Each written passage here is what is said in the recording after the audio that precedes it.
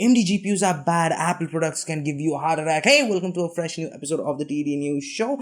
And today we have a lot of interesting tech news. So let's talk about it. Now let's start the video with a very interesting news. Micro Center, one of the biggest electronic retailers in US, has just recently posted a blog post, and in that blog post, the expert wrote, typically AMD graphics cards are more affordable but can require some modification or regular maintenance to keep working as intended. On the other hand, Nvidia graphics card functions much like video game consoles and essentially work in a plug-and-play fashion. The ease of use and stability of Nvidia GPUs have made them the most popular choice among gamers and streamers. Nvidia cards also support ray tracing and DLSS, which work together to provide gamers the highest quality graphics possible without suffering frame rates. And after that, Micro Center's CEO issued an apology saying that the expert isn't right, because yes, AMD GPUs also have FSR and ray tracing, although they are not as capable as like Nvidia's ray tracing or DLSS, but they are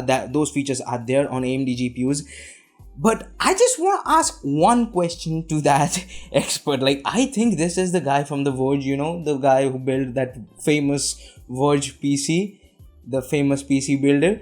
I think this guy is him, but I don't want to start a beef with Verge because I use a lot of the articles for Verge. Anybody from Verge watching this, I was just joking, okay? I was just joking, but whoever wrote this, I just want to ask that person that what kind of extra maintenance and modifications AMD GPU needs. Like, what are those extra modification and regular maintenance? Yes, if your GPU got dusty, then you have to clean it to make it work properly. And no matter it is Nvidia GPU or AMD GPU, you still have to clean your GPU at a regular basis, at least in every 6 months. And talking about the plug-and-play fashion, AMD and Nvidia GPUs use the same PCIe slot, and both of the GPUs, like both of the company's GPUs, need drivers to run properly. You have to install drivers. So what are those extra maintenance and stuff? And from when consoles started to use a plug-and-play GPU? Like, I have so many questions. Whoever wrote this and called himself an expert or herself an expert, boy, what were you thinking? It is so funny because on the other hand, as per 3D Center's report, AMD's RX 6800 XT's performance has increased over time by 90% thanks to driver updates and games optimizing the new architecture better. So no, AMD GPUs are not bad. Yes, they are a little bit less competitive when you look at it at an overall package, and yes, AMD is not the best brand to make softwares, but at the end of the day, people are using AMD GPUs and they are totally fine with it. So now I want to know your opinion. Do you guys agree with this expert or not? Let me know your thoughts in the comment section. I would love to know. Now, we recently got the news that AMD and Samsung working together to bring RDNA 2 GPUs or RDNA 2 graphics architecture into mobile SoCs, and one of the first step is going to be Samsung's flagships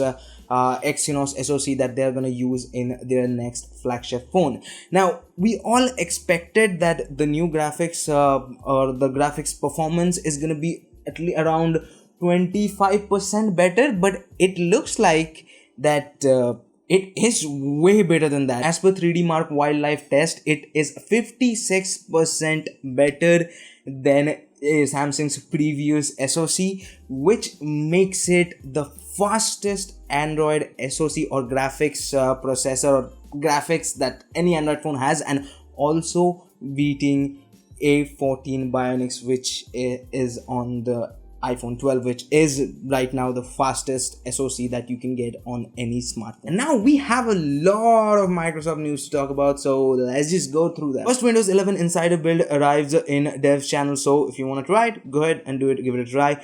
Then Microsoft removing Skype from Windows 11, but you can still sideload Skype if you love Skype. Next, Windows 11 to ship without TPM requirement for special purpose system, and that's gonna create a lot more confusion than what is right now. Also, Windows 11 will feature dynamic refresh rate on the desktop. And finally, Microsoft assigned a driver loaded with rootkit malware. And it looks like that Microsoft is on everybody's trending chart from last week. Like, there are some good news and there are some bad news, but at the end of the day, for good or for bad, Microsoft is trending right now, which is like good for them. Like, I'm thinking, should I invest on some Microsoft stocks, because they are really trending, huh?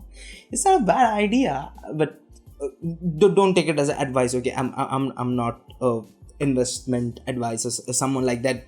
Follow Meet Kevin or Graham Stephan, they are good. Now let's talk Apple for a bit. After iPhone 12's launch, there was a big news came out with iPhone 12 that iPhone 12's MagSafe, or the wireless charging, is interfering with a lot of people's pacemaker, and Apple came out, said that, well, it is true, it uses strong magnet, so you should keep your iPhone 12 at least 6 inch apart if you have a pacemaker. Now Apple came out and officially said that almost every single of their Apple products are kind of interfering with a pacemaker. So if you have a pacemaker and you are in the whole Apple wall garden ecosystem, then you should, keep distance. Keep a 6 inches distance. It's not 6 feet, but 6 inches difference from your pacemaker, because your heart, that matters the most. And also, talking about Apple, there are some rumors coming out from Mark Gurman that Apple is currently working on a much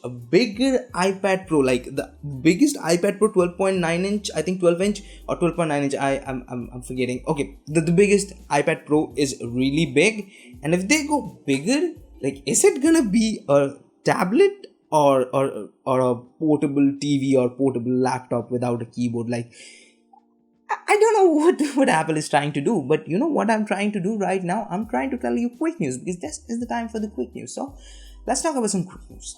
China released videos of its Mars rover. EVGA teases its first AMD motherboard. Intel teases soon release of Xe-HPG microarchitecture. Xiaomi announced Mi Notebook Pro X15 with GeForce RTX 3050 Ti and 3.5K OLED screen. Samsung 3nm GAAFET node delayed to 2024. Qualcomm announced a Snapdragon 88 Plus 5G with 3 GHz at 1 core. LG updates its 2021 OLED TV to support a 120Hz and Dolby Vision. EA names Nvidia the Battlefield 2042 official PC platform partner. Doom Eternal gets a free upgrade with Nvidia ray tracing and DLSS. YouTube TV gets 4K plus add-on with downloads, unlimited home streams for $19.99 per month. Zoom is buying a startup to bring real-time translation to video calls. VW will end sales of its combustion engine in Europe by 2035. And that was all for today's techie stuff. And if you want to know more about any of the stories, all the links will be linked down in the description, so don't forget to check them out. Now let's talk about some of the stuff I like, starting with Amazon recently picked up the rights for a Starfield Stud Guys podcast. I think it is called Smartlist. What is it? Yeah, Smartlist. And it's a celebrity podcast, and the hosts are Jason Bateman, Will Arndt, and Sean what is like Sean Hayes. So Jason Bateman, Will Arndt, and Sean Hayes, and they featured a lot of famous people. Like recently they featured Vice President Kamala Harris, then Billie Eilish, Jennifer Aniston was also on the show. So yeah, they featured a lot of people, and I listened to the Vice President Kamala Harris's episode, and it was good. Like, they hit some good notes. Like, I thought, like, celebrity podcast talking about good things, but no. The title is Smartless, but it is quite smart. I'm not saying it's a political podcast, but it's good. So if you haven't watched it, give it a try. And right now Amazon picked up the rights. So I don't know, like, is it gonna be same as like Spotify originals? Although Spotify originals are also like, they are Spotify originals, but you can also find them on other podcast service. I use Castbox because I believe that's the best podcast service ever. Like, I tried Apple's podcast, Google Podcast, Spotify, like almost everything, but Castbox, like it's the best. It's the best. So if you listen to podcast and if you want the best experience to have, use Castbox. It's the best, at least in my opinion. Now let's talk about a new movie trailer, Jolt, starring Kate Beckinsale, and it was good. Like, it was the female version of John Wick, although I don't know they're gonna include that kind of a secret gang kind of thing, like nobody did. It was also something like John Wick, but in a different way. And like John Wick started this new genre, the violent total hack and slash action, and it looks like that. And Kate Beckinsale has experience because she did those underworld movies. I know there are some fans, and that's the reason the whole underworld became a franchise, and there are like way too many movies that like should needed to be exist. Like, they're not good, okay? They are not good. The whole lore and everything, it isn't good. But if you're a fan of it, good for you, man. But yeah, the trailer looks amazing. It has a very interesting concept, and it was freaking action packed, and I really loved it, and I'm excited about it. But the next the story that I'm going to talk about, I don't know how to feel about that, because Amazon's Lord of the Rings series, like the creators don't have an idea when they will be able to air the first season, because thanks to COVID-19 and a lot of problem they were having before COVID-19, and like it's a hot mess, and they have over $1 billion budget. I think that is the biggest so far that any TV series got, or any television entertainment medium got for one season. And not only that, it is one of the highest budget entertainment product in production. So like I don't know, like the original Lord of the Rings trilogy, already good. If you watch the director's cut, they are super good. I don't know what Amazon is thinking and what exactly they are gonna do with this. But yeah, like I don't, like, they don't have an idea when the filming gonna end, when they're gonna able to release the season. But I have an idea that when I'm gonna end this episode, because this episode is ending. Yes, this episode is ending right now. This is the end. So if you liked it, hit the like button. If you don't, leave it a dislike button. Also remember, it will hurt. It will seriously hurt. But if you wanna do that, go ahead, do that. If you wanna hurt me, go ahead. And if you wanna watch more videos from us, check out this video right here. And if you wanna subscribe, which I appreciate so much if you do that, well, do it by here. And there's Akash. I'll see you guys in the next one. Peace.